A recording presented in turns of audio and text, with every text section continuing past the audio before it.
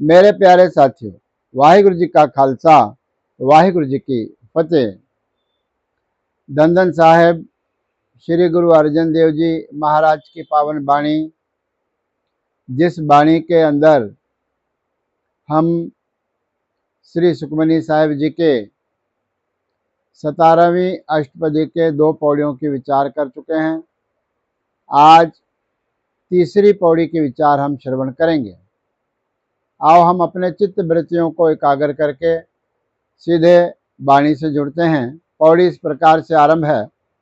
ठाकुर का सेवक आज्ञाकारी। ठाकुर का अर्थ है वह मालक प्रभु परमात्मा, जो सबका मालक है, ठाकुर है।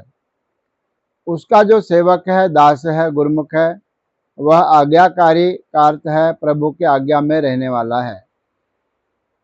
प्रभु का सेवक प्रभु के आज्ञा में हमेशा रहता है, रहने वाला है। ठाकुर का सेवक सदा पुजारी। जो ठाकुर का सेवक है, परमात्मा का, वाहिगुरु का जो सेवक है, दास है, भक्त है, वह पुजारी का अर्थ है हमेशा ही, हर स्थान पर, हर स्थिति में वह अपने प्रभु की ही पूजा करता है। पुजारी का अर्थ है पूजा करने वाला, वो अपने प्रभु की ही पूजा करता है। ठाकुर के सेवक का मन प्रतीत। ठाकुर का सेवक, परमात्मा का सेवक ऐसा है जिसके मन के अंदर, प्रतीत का अर्थ है विश्वास, श्रद्धा। ठाकुर के सेवक के मन के अंदर हमेशा विश्वास और श्रद्धा रहती है। ठाकुर के सेवक की निर्मल रीत।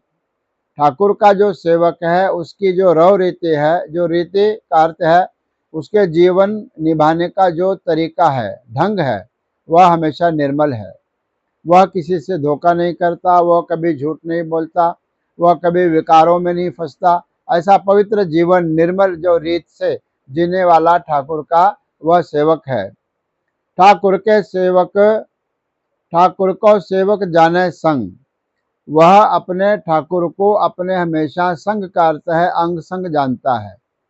वह प्रभु को अपने हमेशा अंग संग जानता है और फिर पूजा करता है। प्रभु का सेवक नाम के रंग। वह जो प्रभु का सेवक है वो नाम के रंग का अर्थ है प्रभु परमात्मा के नाम के अंदर प्रेम लगा करके रहता है। रंग का अर्थ प्रेम है। प्रेम सहित वह नाम जपता है, प्रेम सहित वह जाप करता है, प्रेम सहित वह प्रभु का सिमरन करता है। सेवक को प्रभु पालन हारा।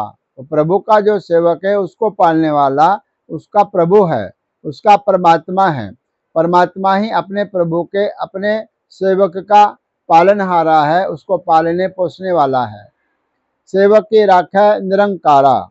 उस प्रभु के सेवक के रखने वाली जो चीज है वह परमात्मा है, निरंकार, जिसका कोई आकार नहीं है। ऐसा निरंकार परमात्मा अपने सेवक के रखता है, अर्थात उसकी पत रखता है, इज्जत रखता है और उसको पालता है।